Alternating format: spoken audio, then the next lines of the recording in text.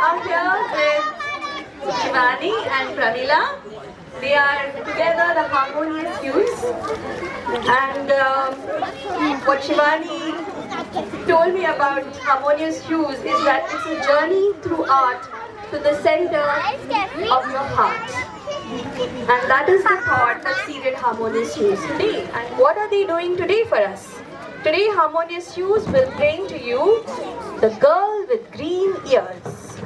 Join her to explore the abundant treasures of nature.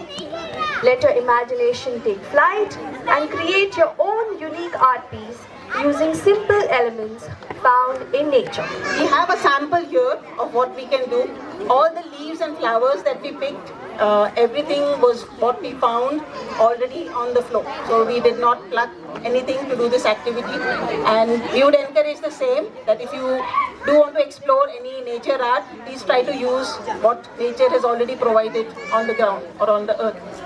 So I would invite all you children to come down. We will make 5 groups. Please come down. We will be giving you the material for this activity, and please feel free to make your own design. Okay, this is just for guidance, but your imagination is the limit today.